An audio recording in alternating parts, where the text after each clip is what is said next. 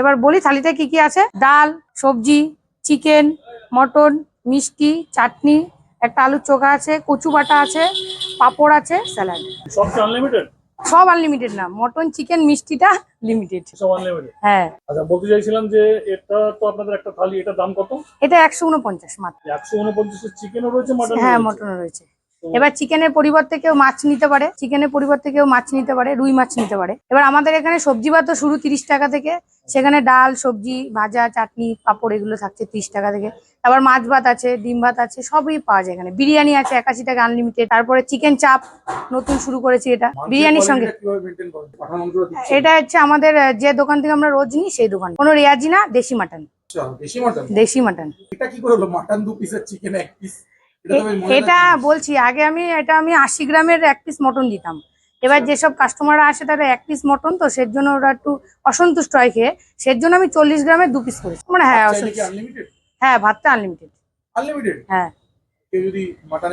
হ্যাঁ, ওগুলো তো দিই, ওগুলোতে গ্রেভি টেভি সবই আমরা আনলিমিটেড দিই। আলুটাও দিয়ে দিই। সে এসি রুমের জন্য বড় কথা, খাবারের কোয়ালিটি আমাদের বেস্ট, এর জন্য আসছে। হ্যাঁ, কনফিডেন্স আছে এটা আমার। এই ব্যাপারে কনফিডেন্স আছে। আপনারা ফিডব্যাক নেন কাস্টমারের থেকে? হ্যাঁ, অবশ্যই। আপনার মানুষজন কি বলছে, কি হাবড়া অশোক? হ্যাঁ, বলছে ভালো হয়েছে। দূর থেকেও আসছে, লোকালেও আসছে। এটা আমাদের বিজনেস, এটা তো আমাদের নিজস্ব দোকান, এটা সমাজ সেবার কোনো কথাই না। এগুলো হচ্ছে অনেকে আছে বসে কমেন্টস করে যার মনে হয়, কিন্তু আমাদের এই গরমের মধ্যে আমরা এখানে কি, এটা কি মনে হচ্ছে যে গরমের মধ্যে দাঁড়িয়ে এটা সোশ্যাল ওয়ার্ক করার মতো কোনো কাজ? এটা হচ্ছে নিজেদের বিজনেস, এটা আর কিছু না। আর অ্যাকচুয়ালি আমি এটা সব নিজের হাতে করি, তো এর জন্য খুব কম মার্জিনে আমরা ব্যবসাটা করি। এটা আমাদের বিজনেস, এটা কোনো সোশ্যাল ওয়ার্কিং না।